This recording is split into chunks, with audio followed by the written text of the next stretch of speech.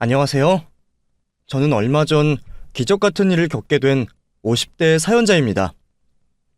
어떻게 보면 남들보다 딱한 인생을 살아왔다 싶은 저였는데, 제가 너무 늦지 않은 나이에 드디어 행복을 찾게 되어 자랑이라도 하고 싶은 마음에 이렇게 사연을 보내게 되었습니다. 사실 저도 제 인생이 너무 피곤하고 팍팍하여 남이 잘 되는 일은 일부러 찾아듣지 않는데, 막상 제가 기쁜 일을 겪고 보니 제 행복을 누구에게라도 말하고 싶은 심정이네요. 이런 일은 주변에 알려야 가장 좋은 일이지만, 앞에서 말했다시피 제가 딱한 사정이라 연락하는 식구들도 없고 친구도 별로 없다 보니 이런 곳 말고는 어디 떠들 곳이 없습니다. 그러니 다들 여러분 주변의 지인이라 생각하시고 기쁘시게 제 이야기를 들어주셨으면 좋겠네요. 기쁜 이 일을 이야기하려면 제 고생의 시작부터 이야기를 해야겠죠? 경상남도 작은 바닷가 마을에서 태어난 저는 5남매 중 셋째 딸로 위로 언니 오빠와 밑으로 여동생과 남동생을 두었습니다. 중간에 딱 끼어서 태어난 셋째 딸이었던 저는 우리 집에서 별로 환영받는 자식은 아니었습니다. 힘들게 뱃일 하시던 아버지와 어촌 마을에서 잡일 거들어 생계를 이어가셨던 우리 엄마한테 5자식 중 예쁜 것은 오빠나 남동생이었으니까요. 그나마 언니는 장녀라서 일손 거둔다고 좋아하셨고, 제 밑에 여동생은 애교가 많은 편이라 아버지 사랑을 제일 많이 받았죠. 반면에 저는 동생처럼 예쁘게 굴지도 못하고 언니만큼 일손을 거들지도 못하고, 그렇게 이리 치이고 저리 치이며 집에서도 별 쓸모없는 자식이 되었죠. 엄마는 그런 제가 밥이나 축낸다 싶으셨는지 제게 별로 애정을 주지 않으셨습니다. 저는 태어나자마자 밭일 나가신 엄마 대신 언니에게 길러졌고, 밑으로 연달아 태어난 동생들 때문에 나중에도 부모님 사랑을 받아보지 못했습니다. 그때만 해도 그 시골 동네에서 자식 하나하나 챙기며 키울 때가 아니니까 제가 그런 걸로 부모님에게 서운해한다거나 투정을 부린다거나 할 순 없었고, 서운하더라도 그냥 그게 내 복이겠거니 생각하고 살았습니다. 그렇게 이리저리 마음 붙일 곳 없이 어린 시절을 보냈던 저는 고등학교를 졸업하고 근처 미역 공장에서 일을 시작하게 되었습니다. 저도 언니 오빠처럼 대학 공부를 하고 싶었지만 가난한 우리 집 형편에 제 차례는 돌아오지 못했어요. 그렇게 억지로 시작한 미역 공장 일은 녹록지 않았습니다. 하루 종일 미역을 빨고 있다 보면 미역이 꼴도 보기 싫을 정도로 질려버리거든요. 손목이 나가도록 공장에서 일을 하고 번 돈은 차비만 빼고 집에 가져다 드렸었고, 그렇게 온몸이 쑤시는 것 같이 피곤한 몸으로 집에 돌아오면 엄마는 저녁찬으로 또 미역국과 해초 반찬들만 내어주셨습니다. 가끔은 그게 얼마나 서글픈한지 말이에요. 저도 그 나이 먹고 반찬 투정하고 싶었던 것은 아니지만 제가 그 일로 속이 상한 것은 다른 이유였습니다. 제가 퇴근하기 전에 동생들은 계란 후라이라도 얹어서 밥을 먹은 것을 알았기 때문이었죠.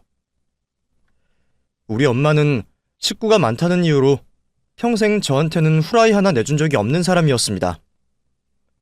집에서 키우던 닭이 아침마다 2-3알씩 알을 낳으면 아버지 계실 때는 아버지 하나, 오빠 하나, 막내 동생 하나, 그리고 가끔 언니나 여동생이 하나씩 챙겨 먹고, 언제나 저는 늘 마지막 차례이다 보니 그 집 살면서는 계란맛 한 번 본 적이 없었어요. 내가 그렇게 양보하고 차례를 뺏기고 하면 다른 형제들이라도 나를 안쓰러워해야 했는데, 우리 집에 워낙 먹을 게 없다 보니 그런 건지 같은 형제들끼리도 양보하고 그런 줄을 몰랐습니다. 동생들은 한 번이라도 더 먹으려 칭얼댔고, 언니나 오빠는 먹어야 머리를 굴려 공부를 한다며 당연한 듯 받아먹곤 했었죠. 그래서 그런지 저는 지금도 계란만 보면 마음이 울컥울컥합니다. 제가 지금 작은 식당을 하고 있는데 그때 생각 때문인지 우리 가게에서는 계란 후라이가 무조건 서비스예요. 요즘같이 달걀값이 아무리 올라도 내가 그 돈은 차마 못 받겠다 싶더라고요. 이 정도 말했으면 우리 집에서 제 위상이 어느 정도였을지, 제가 식구들에게 무슨 마음일지 알만 하실 겁니다.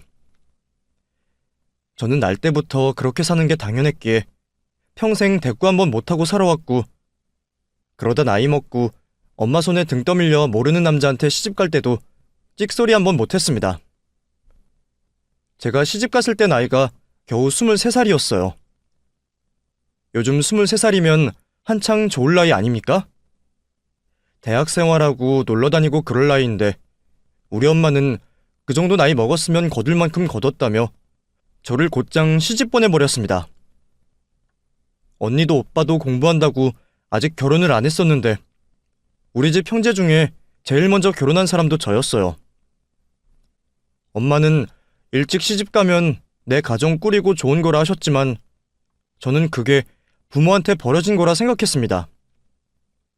내가 벌어다 준 돈으로 혼수라도 좀 해줬으면 그렇게까지 생각은 안 했을 텐데 내가 가져다 준 월급에서 얼마씩 따로 챙겨서 시집 갈 때 주겠다던 엄마는 막상 내가 시집을 가게 되니 입을 싹 닫더라고요.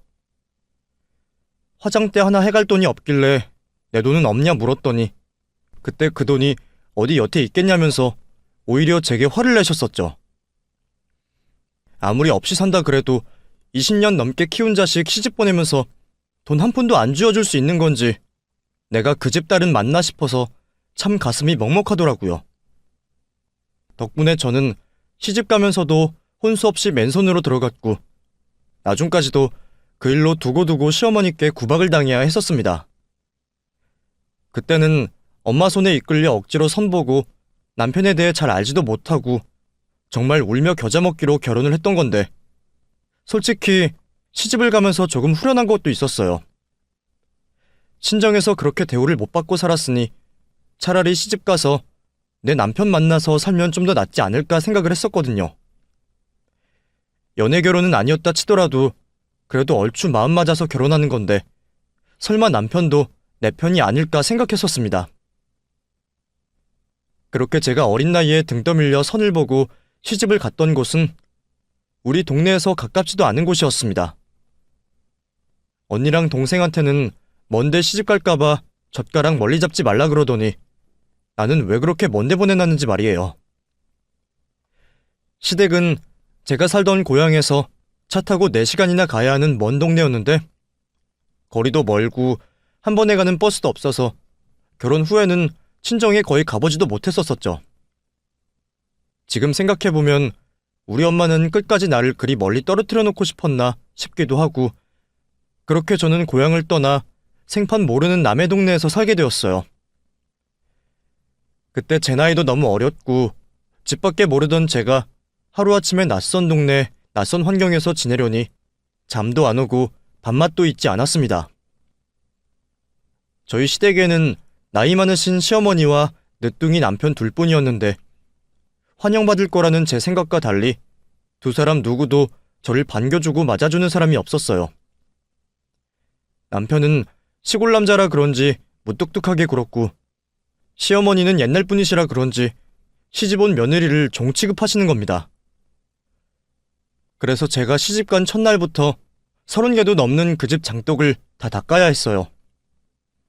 며느리 올 때만 기다리신 건지 먼지 뽀얀 장독을 보니 한숨이 절로 나왔었죠. 그래도 차라리 그게 나은 건 줄 그때는 몰랐습니다. 그 후로 저는 집에서 시댁 농사일을 거들고 집안일을 돌봤고 그건 하루 종일 장독을 닦는 것보다 훨씬 힘든 일이었습니다. 하루 종일 땡볕에서 일하고 돌아와서 쉬지도 못하고 식사를 차리다 보면 차라리 미역 공장 일을 하고 싶은 심정이더라고요. 그나마 그때는 욕하는 사람이라도 없었는데 우리 시어머니는 내가 전부 다 마음에 안 드시는 건지 매번 제 뒤통수에 대고 온갖 욕지거리를 하시곤 하셨습니다. 내가 뭘 그리 잘못했다고 그런 소리를 들어야 하는지 서러운 날들이 하루 이틀이 아니었었죠.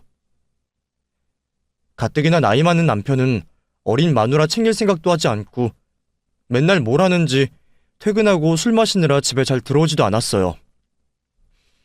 그래서 저는 남들은 한창 신혼이라 할 때 신혼은 즐기지도 못하고 매일 새벽 술 취한 남편을 부축해 들어오곤 했었습니다. 여자가 남자한테 잘하면 저런 꼴이 없을 건데 네가 얼마나 애교도 없고 목석같이 굴면 우리 아들이 저러겠니? 하여간에 어리고 똑 부러진다 그래서 먼 데서 며느리로 데려왔더니만 뭐 하나 마음에 드는 구석 하나 없고 지 서방한테도 잘하는 게 없네. 아이고, 저런 걸 어디다 쓸꼬. 시어머니는 그걸 보고 또 제 탓을 하시고 저는 그런 구박을 매일 겪어야 했습니다. 유배 생활도 다 적응하고 산다더니 저도 어느덧 구박받고 욕받지 않은 일상에 익숙해져 갔고 제 나름대로 요령을 터득해 겨우 시집살이를 견디고 있었습니다. 그리고 어느덧 저도 아이를 낳게 되었고 그 아이는 숨막히던 제 인생의 유일한 희망이 되어주었죠. 아들이 아니라 딸이라는 이유로 시어머니 구박을 받았지만 제 딸은 저한테는 무엇보다 소중한 자식이었어요. 그렇게 저는 논팽이 같은 남편과 마귀 같은 시어머니를 피해 아이만 바라보며 매일을 버티며 살아갔습니다. 언제까지 버티기만 해야 한지 몰랐지만 버티다 보면 행복한 날도 올 거라 생각했죠. 하지만 저한테는 그런 날이 오지 않더군요. 아이가 4살 되던 해에 시어머니가 돌아가시고 남편은 얼마 뒤 직장에서까지 잘리게 되었습니다. 어느 날 동료들이랑 대판 싸웠다 그러더니 회사에서 그런 일이 처음이 아니었던 건지 결국 잘리게 되었던 겁니다. 지역 공장에서 몸쓰는 일을 하던 남편은 일을 그만두니 집구석에서 무료한 건지 어느 날부터 매일같이 술을 마시기 시작했습니다. 그나마 시어머니 살아계실 때는 남편이 집에서는 술을 잘 하지 않았어요. 시아버지가 술 때문에 일찍 돌아가셔서 시어머니가 아들이 술 마시는 걸 끔찍이 싫어하셨거든요. 나한테는 개차반같이 굴어도 자기 엄마한테는 효자처럼 굴고 싶어 하던 아들이었으니 시어머니 계실 때는 자기도 참았던 모양입니다. 그러다 해고까지 당하고 자기 인생이 잘 안 풀린다 싶었는지 그렇게 술을 달고 살기 시작하더라고요. 가뜩이나 일자리 잃고 집에 돈도 없는데 무슨 술이냐며 남편 몰래 숨겨보기도 하고 달래도 받습니다. 하지만 제 말을 들을 사람이 아니었어요. 그래도 처음에는 술 먹고 자버리면 그만이라 차라리 나았어요. 그런데 언제부터인지 그 인간이 술을 마시고 자꾸 행패를 부리기 시작하더라고요. 술 가져와! 술! 그만 좀 해요. 벌써 많이 마셨잖아요. 이게 서방이 가져오라면 가져올 것이지. 어디 말대꾸를 있어? 말대꾸는 내가 무슨 말대꾸예요. 당신 걱정해서 그러는 건데. 제발 그만 마셔요. 야, 너 우리 어머니 안 계시니까 이제 네 세상이다 싶냐? 그래서 네 서방도 무시하고 이러는 거냐? 아니면 내가 돈도 못 벌어다 주니까 이제는 네 서방으로도 안 보이냐? 무슨 말을 그렇게 해요. 그리고 선영이도 보고 있는데 그만 좀 해요. 애 놀라겠어요. 이런 씨, 낳을 거면 아들을 낳지. 별 필요도 없는 딸년을 낳아가지고 괜히 밥만 축내고 있고 말이야. 하여간 집구석에 쓸모있는 인간이 없어. 남편은 언젠가부터 술에 취해 딸아이 앞에서까지 폭언을 일삼았고 그때마다 저는 아이 귀를 막고 그 순간들을 견뎠습니다.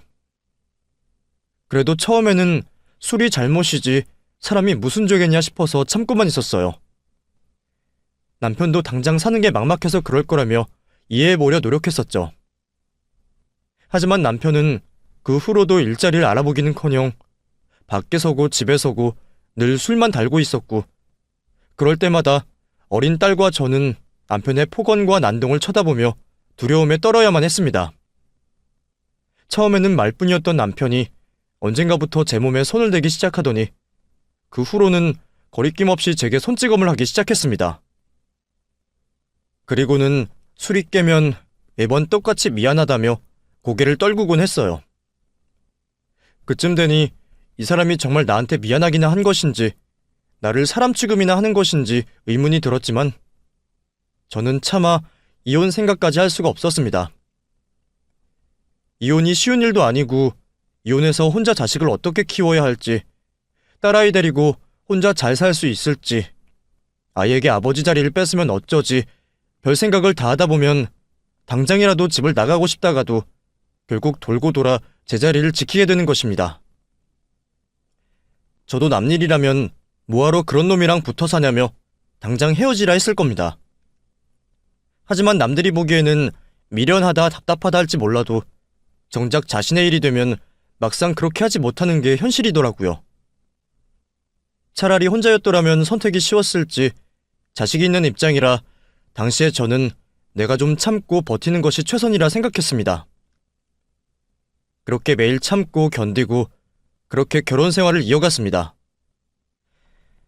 날 때부터 참고 견디는 것이 제 생활이었고 특기였던지라 그런 건 제가 또 잘하는 일이었죠. 하지만 그건 제가 정말 잘못 생각하고 있던 거였어요. 나 하나 참으면 괜찮을 거라 생각했더니 그게 남편에게 여지를 주는 일이었어요. 나를 두들겨 패던 남편은 나 하나로 만족이 안 되는 건지 어린 자식에게 화를 내고 손을 대려 했습니다.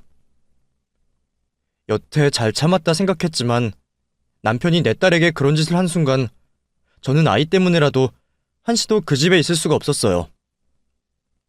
결국 저는 어린 딸을 데리고 집을 도망쳤습니다. 막상 도망쳐 나왔지만 저는 도저히 갈 곳이 없었어요. 동네 사람들은 외지인인 저보다는 동네 토박이인 남편 편이었고 저는 혹시 사람들이 남편에게 나를 데려다 줄까 싶어 한시급히 그 동네를 벗어날 수밖에 없었습니다. 읍내에서 하루 묵으며 어디로 가야 하나 고민했던 저는 그 길로 버스를 타고 친정으로 찾아갈 수밖에 없었죠. 내가 친정에서 아무리 차별받고 컸어도 그래도 나도 자식이고 그 집 딸인데 설마 그런 나를 부모마저 모른 척할까 싶었어요. 그렇게 밤늦게 친정집 앞에 도착해 대문을 두드리자 엄마가 나오셨습니다. 엄마, 나예요, 은주. 네가 이 시간에 웬일이여? 엄마. 저는 반가운 마음에 눈물부터 나려 하는데 엄마는 그런 저를 보고 싸늘한 표정을 지으셨습니다. 한 손에 아이를 붙잡고 한 손에 짐가방을 들고 있는 저를 보고 엄마는 제 사정을 단박에 아셨나 봅니다. 그리고 한번 시집간 딸은 그 집 귀신이라 생각하시는지 저와 외손녀를 보고도 말없이 대문을 닫아버리셨어요.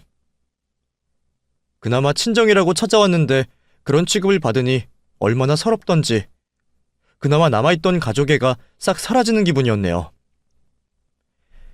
이제 더는 갈 곳도 없고 어떻게 해야 하나 망연자실하여 대문 앞에 주저앉아 있었더니 집에서 막내 동생이 나와 제게 쌈짓돈을 쥐어주더군요. 누나, 어제 매형한테 전화 왔었어. 엄마가 절대로 문 안 열어줄 거야. 이거 얼마 안 되지만 차비해. 누나, 못 도와줘서 미안하다. 나보다 한참 어린 동생이 나를 안타까워하는 모습을 보니 참 마음이 복잡하더라고요. 그 집에서 나는 무슨 존재였을지 저는 나를 낳은 부모가 원망스럽기만 했습니다.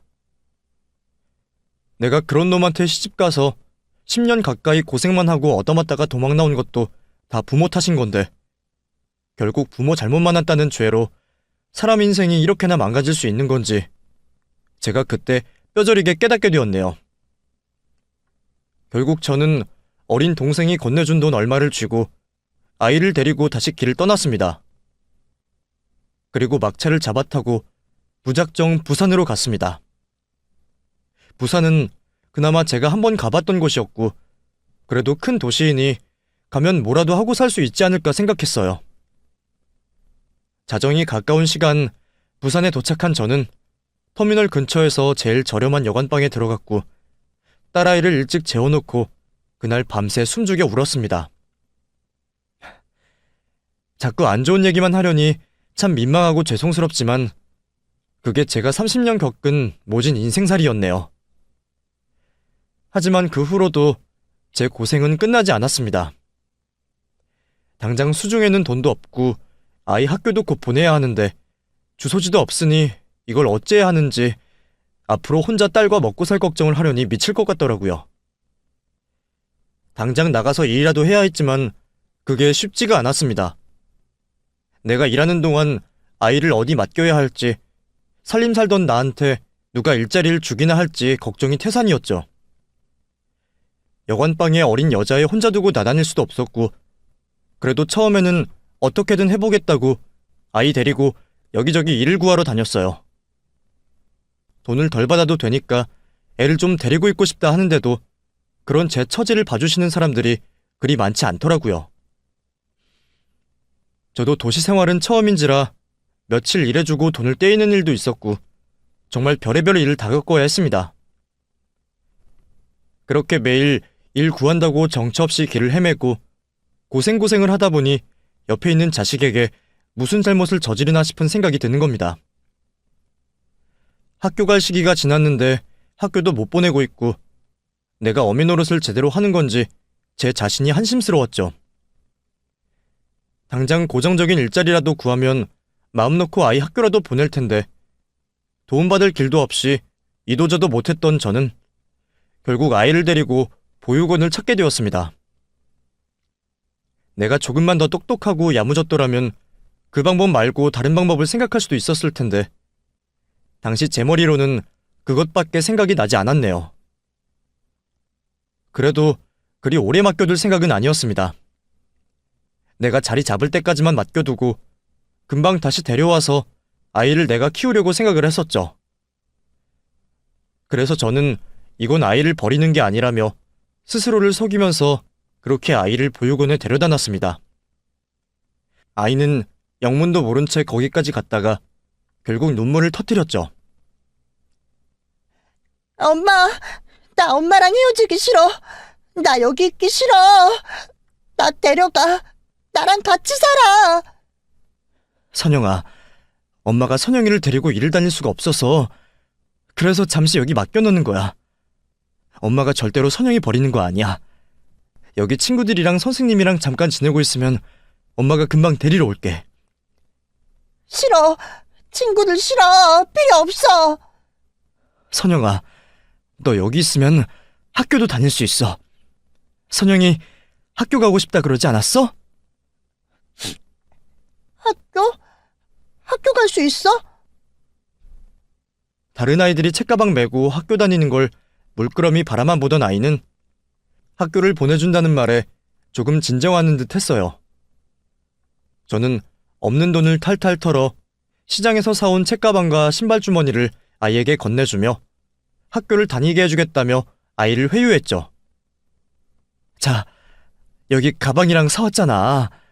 여기서 지내면 선생님들이 학교도 보내주시고 숙제도 도와주신대. 계속 엄마랑 있으면 선영이 학교도 못 가고 싫잖아. 그치? 그러니까 조금만 떨어져 있자. 응? 아이를 겨우 달래서 떼어놓은 저는 자리만 잡히면 바로 아이를 데리러 올 테니 절대 입양을 보내지 말아달라고 보육원에 신신당부를 했습니다. 저 같은 부모들이 많은지 별로 대수롭지 않게 듣는 듯 했지만 저는 보육원을 믿고 아이를 맡겼습니다. 하루빨리 아이를 데려오겠다는 생각에 그날부터 저는 밤낮 없이 일을 하게 되었습니다. 새벽까지 공장에서 일을 하고 낮에는 식당에서 또 아르바이트를 하며 돈을 벌었죠. 내 입에 들어가고 내가 쓰는 것은 돈 한 푼이 아까워서 남이 버린 것 주워다 입고 쓰고 그렇게 살았습니다. 하지만 아무리 열심히 살겠다고 발버둥 쳐봐도 그게 하루아침에 되기가 쉽지 않았습니다. 시간은 왜 그렇게 빨리 지나가는지 제가 겨우 보증금 구할 돈을 모으는데도 반년이라는 시간이 걸렸습니다. 저는 그 반년 동안 아이를 한 번도 찾아가지 않았었습니다.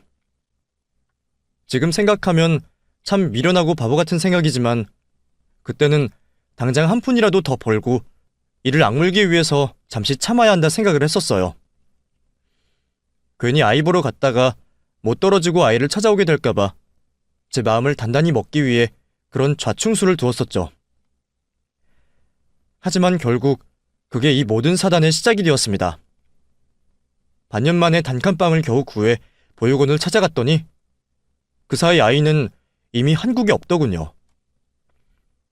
제가 분명 데리러 오겠다고 몇 번이나 말을 했는데 보육원 원장은 제 딸이 들어온 지 얼마 만에 제 아이를 해외 입양을 보내버렸습니다. 얼마나 기가 막혔는지 답답해서 말도 쉽게 나오지 않았어요. 아니, 우리 선영이를 어디로 보냈다는 거예요? 내가 분명히 데리러 온다고 그랬는데 그 사이에 애를 보냈는 게 말이 되나요? 말만 그렇게 하는 사람들이 얼마나 많은지 알아요?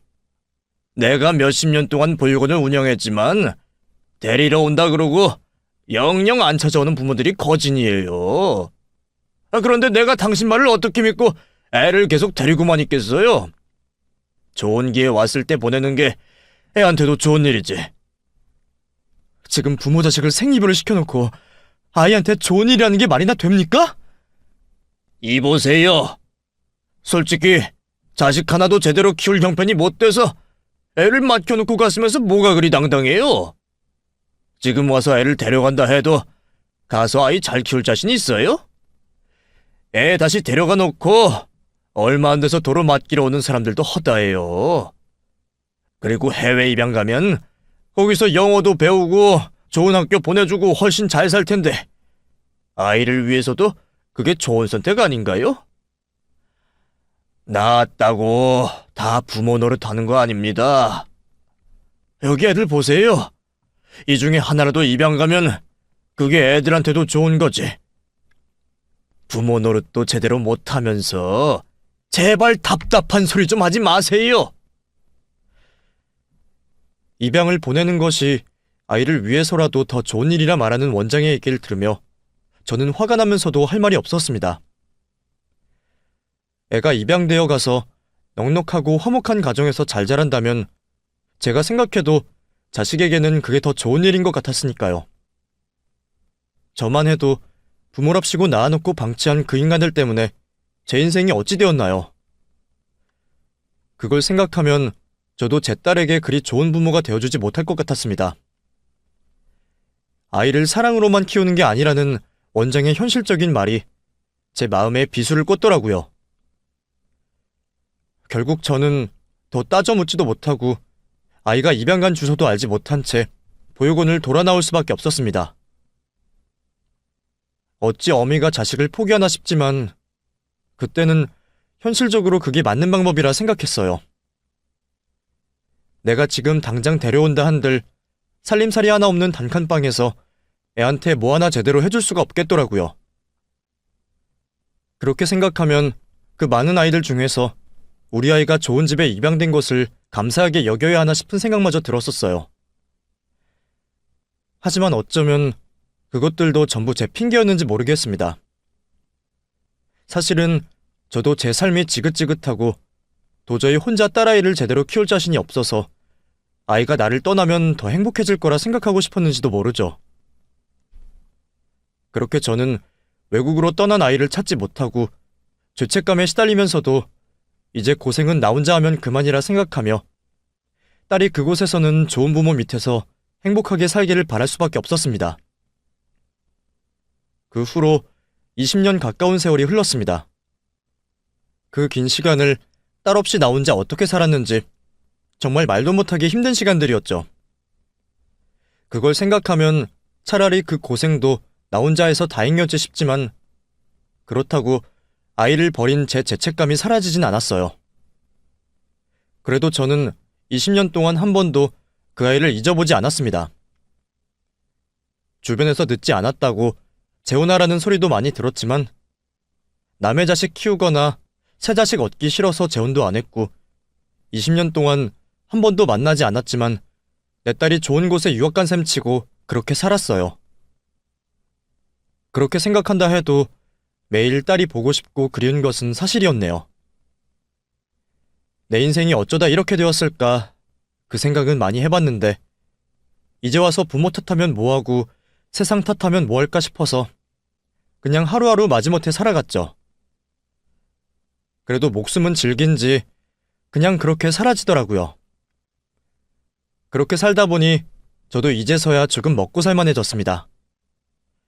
자가는 아니지만 내 몸 누일 전셋집도 하나 있고 싸구려 백반집이어도 사장님 소리 듣고 장사도 하고 지내고 있었으니까요. 이제 우리 딸도 다 컸을 텐데 보고 싶기는 해도 외국 나가 있는 자식을 이제와 찾을 수도 없고 그냥 가슴에만 묻어두고 살았어요. 그렇게 살던 어느 날 저는 혼자 하던 식당 일이 버거워 호를 봐줄 직원 하나를 구하게 되었습니다. 나이 좀 있는 내 또래 사람이 와줬으면 싶었는데 생각지도 않게 젊은 아가씨가 찾아왔더라고요. 나는 나이 좀 있는 아줌마를 구하는데 아가씨 약해 보이는데 일 제대로 할 수 있겠어요? 식당 일이라 별거 아닌 것 같아도 이래저래 쉬운 일이 아니에요. 저 힘도 세고 저 정말 잘할 수 있어요. 다른 일자리 구하기가 어려워서 그래요. 저 믿고 한번 써봐 주세요.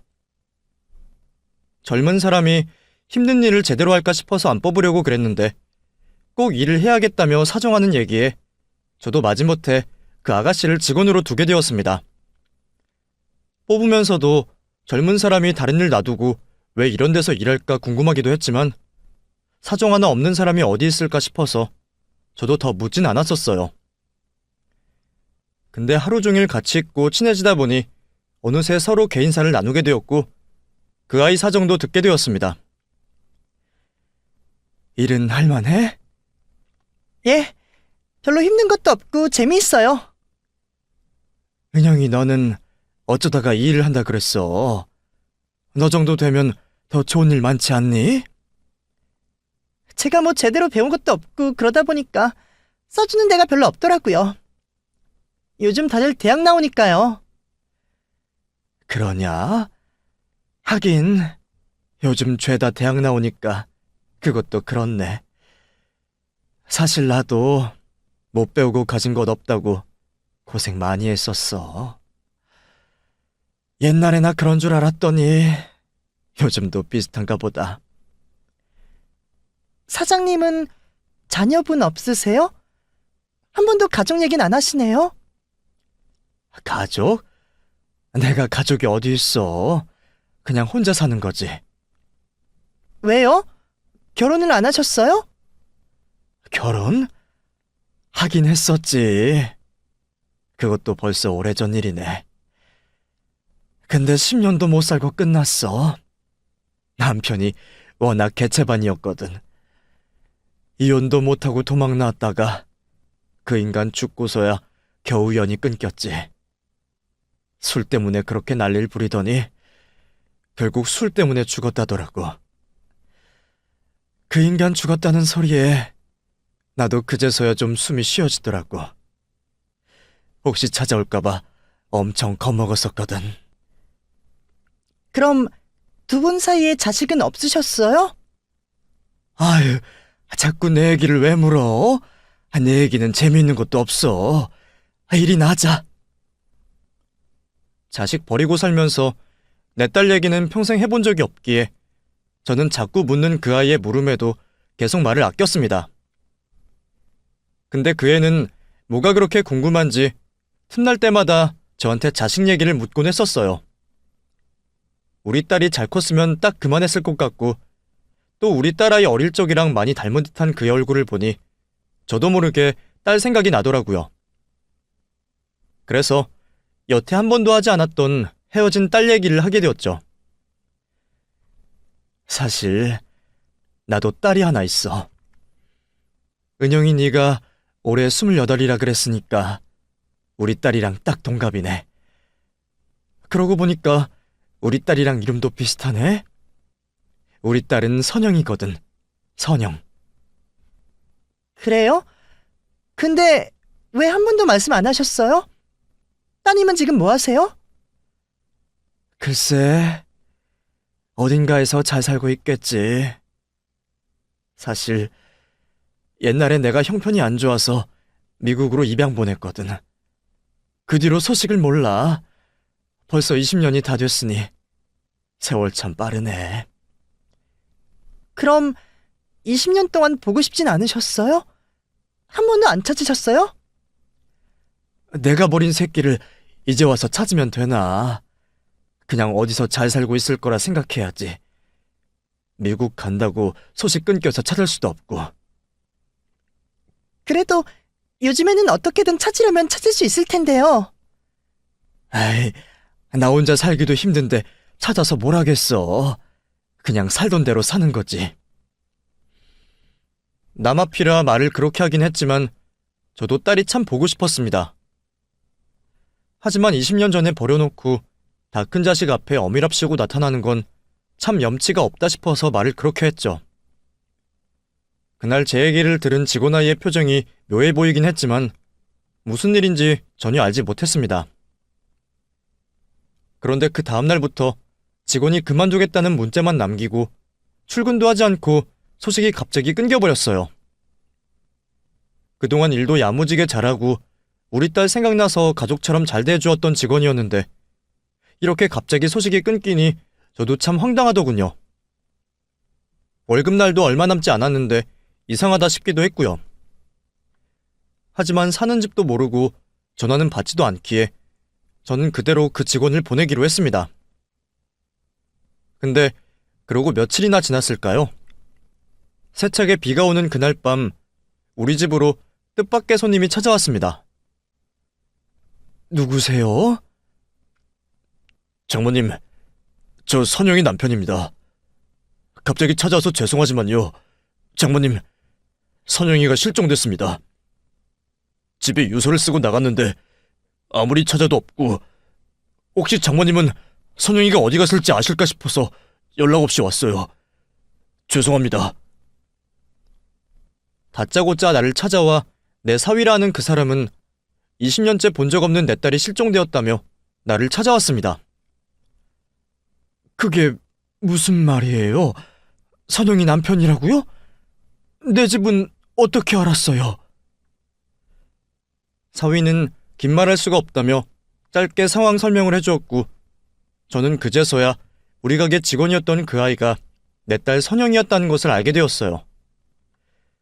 내 새끼를 지척에 두고도 어떻게 몰라볼 수 있는 건지 제 자신이 원망스러웠습니다. 하지만 후회도 나중에 해야 할 일이었어요. 사위에게 딸아이가 쓰고 갔다는 유서를 받아본 저는 그대로 포구를 뚫고 정처 없이 딸을 찾아다닐 수밖에 없었습니다.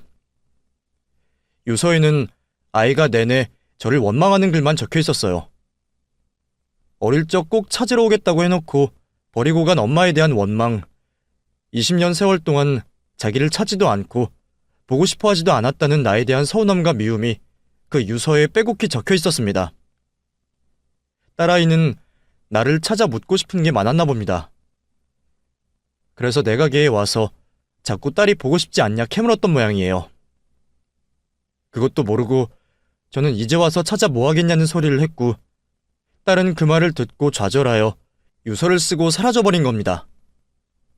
진심이 그게 아니었지만 내 딸이 그 얘기를 듣고 얼마나 절망스럽고 나를 원망했을지 저는 딸의 마음을 차마 헤아릴 수조차 없었습니다.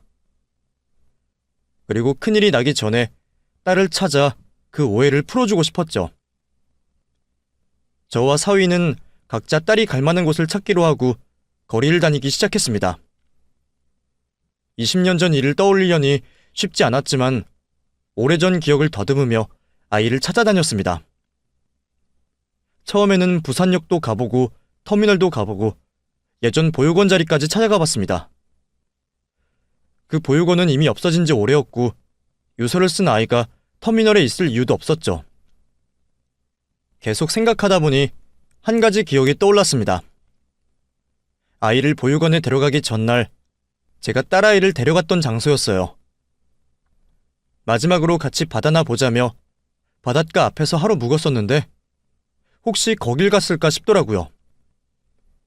그 민박집이 아직 있을지 모르겠지만 저는 마지막 희망을 품고 그곳으로 갈 수밖에 없었습니다. 다행인지 20년 전 그 민박집은 낡은 그대로 그곳에 있었고 저는 그 안에서 저를 기다리는 제 딸을 만날 수 있었습니다. 끝까지 내가 자신을 찾아와 주길 바랬던 아이를 보니 아이가 평생 나를 이렇게 기다렸을까 하는 생각에 가슴이 무너져 내리는 기분이었어요. 선영아, 너 정말 선영이 맞니? 그래도 마지막에는 나를 찾았네. 엄마가 마지막까지 나를 못 찾으면 그냥 죽어버리려고 그랬는데. 그게 무슨 말이야? 죽겠다니 무슨 소리를 그렇게 해? 그럼 엄마는 자식 버려놓고 잘 살았어? 나는 매일 엄마 그리워하면서 죽고 싶어도 참고 살았는데 엄마는 날 보고 싶어 하지도 않고 찾을 생각도 없었다더라? 선영아, 그게 아니야. 엄마가 설명할게. 그때 그렇게 말한 거는 남 앞이라서 그런 거야. 내가 염치가 있어야지. 자식 버려놓고 다 컸더니 찾고 싶다 그러면 욕심 아니냐. 내가 너를 버리려고 그런 게 아니야. 엄마는 내가 없어야 네가 좀 더 행복하게 살 수 있을까 봐. 그래서 그런 것뿐이야. 정말이야. 그래도 다행히 아이는 제게 하고 싶은 말이 많았습니다. 그래서 저는 그날 그동안 아이가 어떻게 살아왔는지 듣게 되었죠. 미국으로 건너간 딸아이는 그 집에서도 저를 그리워하며 계속 겉돌기만 했고, 그래서인지 그 집에서 다른 자식들과 차별을 받다가 결국 성인이 되자마자 한국으로 건너와 지냈답니다. 그제서라도 저를 찾고 싶었지만 지내던 보육원은 없어진 지 오래였고 저를 찾을 수 없어서 혼자 고생을 많이 했다네요. 그래도 다행히 지금의 남편을 만나 일찍이 가정을 꾸렸고 남편의 도움으로 결국 저를 찾아올 수 있었던 거죠. 그런 것도 모르고 내가 자식 앞에서 그런 무정한 소리를 했으니 그 아이가 받은 상처가 얼마나 깊었을까 말이에요. 저는 아이에게 그게 제 진심이 아니었다는 것을 밝히고 20년간의 잘못을 빌었어요. 엄마가 정말로 너 버린 거 아니야. 엄마는 평생 네가 잘 살기만을 바랬어. 내가 부모한테 사랑받아 본 적이 없어서, 내가 가진 적 없고 무능력해서 날 떠나야 네가 행복해질 거라고 생각한 거야. 엄마가 몰라서 그랬어. 엄마가 잘못됐어. 미안해, 선영아.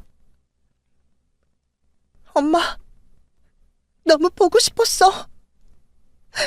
우리 이제 헤어지지 말자. 그날의 기적 같은 재회로 저는 다시 제 딸아이를 만날 수 있었고 몰랐던 사위의 존재까지 알게 되었습니다. 그동안 나 대신 내 딸을 챙겨주고 중요한 순간에 나를 찾아와준 사위가 참 고맙더군요. 그런 사위 덕분에 저는 딸아이와 무사히 화해를 할 수 있었고 지금은 딸과 잘 지내고 있습니다.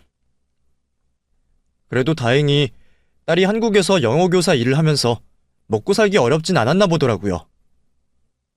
지금이야 우스갯소리로 미국 가서 영어라도 배워와서 다행이라 말하지만 그 어린애가 낯선 곳에서 얼마나 힘들었을지만 생각하면 저는 과거를 수십 번도 돌리고 싶은 심정입니다. 그래도 돌고 돌아 내 자식을 다시 만나게 되어 다행이라 해야 할지 저는 지금도 자식을 위해 내가 어떤 선택을 해야 했을지 어렵기만 하네요. 그래도 딸아이는 저와 20년 만에 만나서 지금은 잘 지내고 있습니다. 그 일이 있고 얼마 후에는 예쁜 손녀까지 낳았고 덕분에 저는 요즘 어린 손녀 보는 행복에 즐겁게 지내고 있어요. 일찍 결혼하면서도 몸조리해줄 친정엄마가 없으니 아이 낳을 자신이 없었다는 딸의 말을 듣고 옛날 제 생각이 나더라고요. 내가 만약 사랑받고 자랐고 좋은 엄마 밑에서 컸더라면 내가 내 자식을 그리 쉽게 포기하지 않았을까, 잘 키웠을까 그런 생각이 들었습니다. 저는 친정엄마 사랑을 잘 모르고 컸지만 저는 늦게라도 제 딸에게 좋은 엄마가 되어주고 싶어서 열심히 노력하고 있어요. 요즘에는 100세 인생이라는데 제가 정말 그 나이까지 정정하게 살았으면 좋겠네요. 그래서 지난 20년간 딸에게 못해준 것을 전부 해주고 그렇게 해야만 제가 마음 편히 눈을 감을 수 있을 것 같습니다. 그럼 들어주신 분들께 감사의 말씀을 드리며 이만 글을 마치도록 하겠습니다.